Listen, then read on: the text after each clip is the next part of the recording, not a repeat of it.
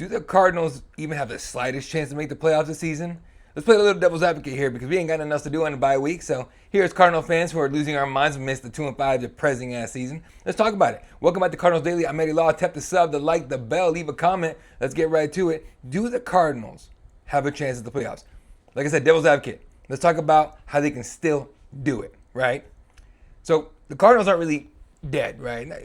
I mean, not really close. We're not even halfway through the season yet, but, we definitely got to, it's something we got to talk about, of course, but I'm about to tell you exactly why this team's still in position to make a late season push and crash the NFC playoff picture, whether people believe it or not. So everyone acts like the Cardinals are buried, but look around the NFC, right? Outside of the Niners, maybe the Lions, everybody's flawed. And even the Niners are flawed. They have a quarterback controversy of their own once Brock Purdy comes back, right?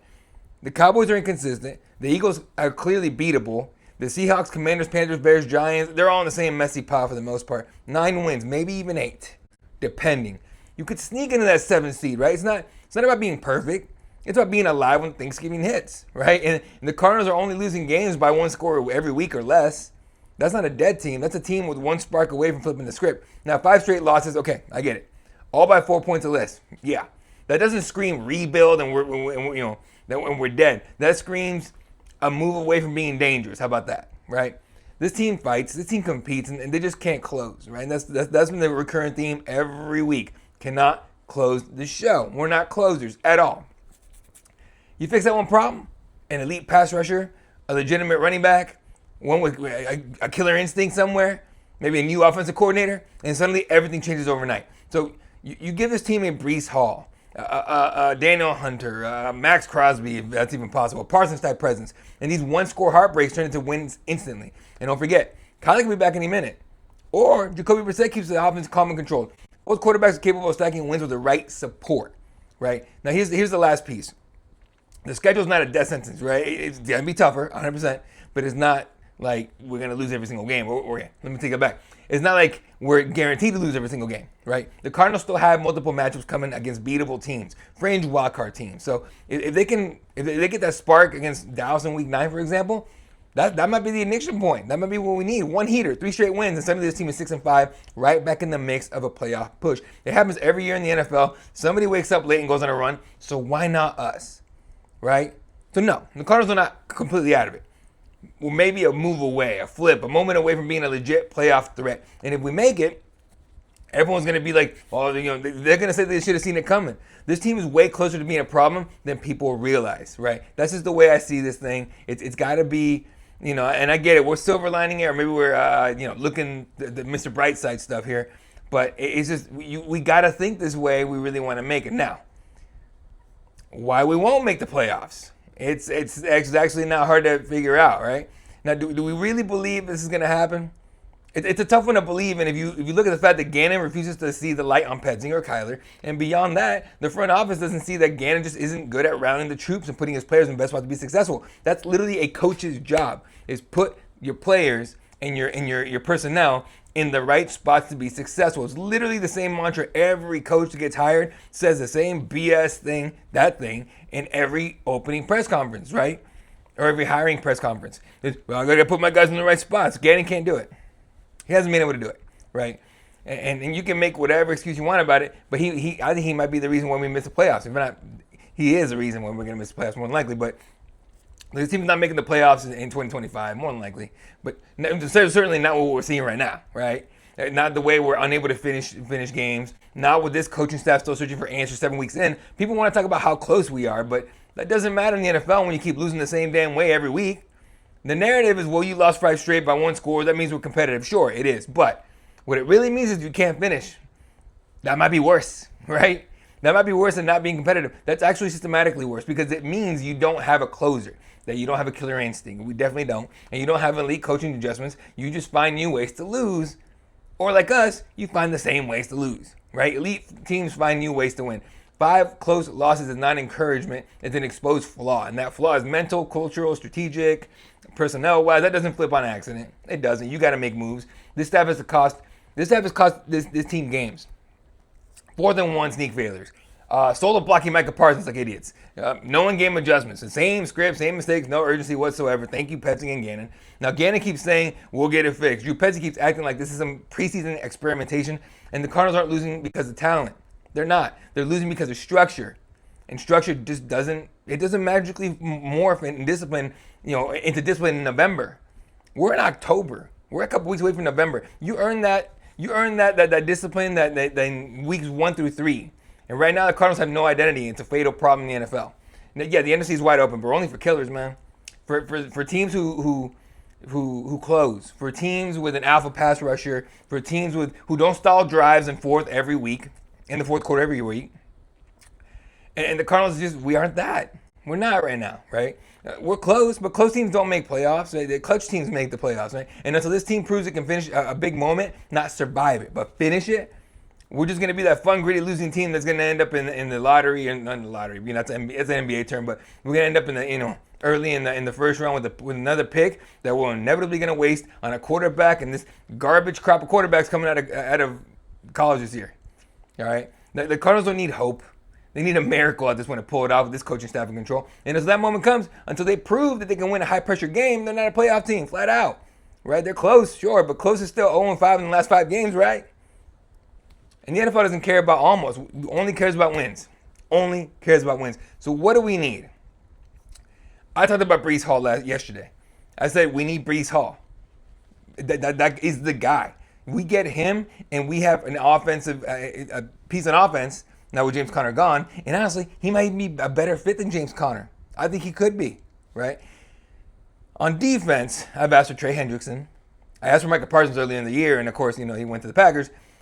There's another name, and this one will surprise you a little bit because he keeps coming out saying he doesn't want to leave. I don't believe it. I don't think a lot of people don't believe it, right? But can Max Crosby be the piece that we need? Can Max Crosby be the guy that we need at defensive end?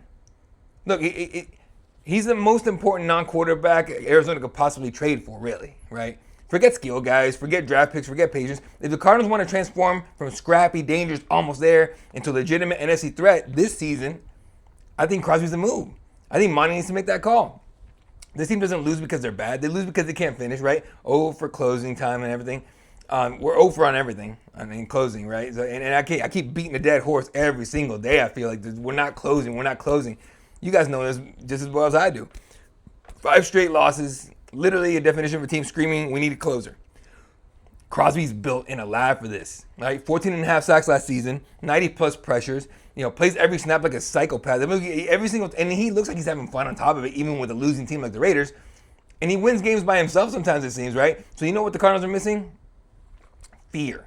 A guy the offensive coordinator stay up late at night game planning around. It's not Budda Baker, folks. I know we had one of the best safeties in the game. It is not him. It's not Calais Campbell. He's 40. It's not Josh Sweat because he's the only guy on here that's in his prime on the defensive line. Walter Nolan hasn't played yet. Darius Robinson's been kind of not a bust. He's not a bust. I'm not going to call him a bust, but he has been underwhelming. Let's put it that way. Dalvin Tomlinson, same thing, right? Max Crosby changes that the moment he lands here. Then guys got a game plan for him, right? He's just kind of like a Myles Garrett, right? Gannon built his Eagles defense around one simple truth: we don't blitz, we win up front. Right now, the Cardinals can't do that, right? There's no alpha rusher who flips a 3rd and 8. Crosby turns Gannon's system from theoretical to lethal, right? He collapses pockets. He kills drives by himself. He changes the entire math of your defense: blitz less, cover more, win smarter. Suddenly, Budda Baker in the secondary look like monsters again. And because that's what happens when you have a predator at the end of the scrimmage, right? At the end of the line of scrimmage. If you have Crosby coming around, dude, come on. Quarterbacks will be freaking out. You're talking Will Johnson getting picks instead of, flags. And Budda Baker, getting back into form. This is not just about football either. This is messaging, okay? Trading for Max Crosby says one thing very loudly. We're not waiting until 2026. We're done being the gritty underdog. We are right here, right now. Players feel that energy. Opponents feel it. It forces the NFC to treat you like a threat, not a cute problem. This is how teams like the Lions and the Dolphins, well, maybe not this year's Dolphins, but a couple years ago when they got Mike McDaniels, that's how they flipped the culture. You get one alpha assassin, and suddenly the rest of the roster plays 10% harder at least, if not more. Crosby isn't just a nice upgrade. He's the single biggest accelerator Monty Osborne could absolutely acquire. Okay, Kyler Murray, Marvin Harrison Jr., Trey McBride, one elite chess piece on defense, and this team is instantly dangerous. So yeah, Monty, make the call. All right, offer the picks, overpay. I don't care. As a Cardinal fan, I don't care anymore. I don't care what it costs. All right, how is Howie over with the Eagles making all these moves? How is Beach over with the Chiefs been making all these moves for years, getting guys that can contribute and can affect the game big time, and we can't seem to do a damn thing like that? Yeah, it's depressing. There are moves that change the season, right? And then there are moves that change a franchise. Max Crosby is a franchise-changing move. I get it. I think he's like 30, 29, 30, whatever. He's not super old yet. But I think he's got enough years on in him, and he bring him in now. This isn't signing J.J. Watt after he leaves the Texans. No. J.J. Watt signed with the Cardinals because we overpaid like crazy. But we already knew he was way out of his prime. Okay, Crosby still has prime years left. Don't let him land somewhere else while you stay patient. Patience loses divisions, killers win them. Plain and simple. If you wait for Max Crosby, finally say, you know what, I'm ready to leave. Dude, everyone's going to be after him. They're already after him now. But allegedly, the Raiders are saying, no, we're not trading him. Okay, cool. That's cute right now. Let's offer him something. Let's see what we can get.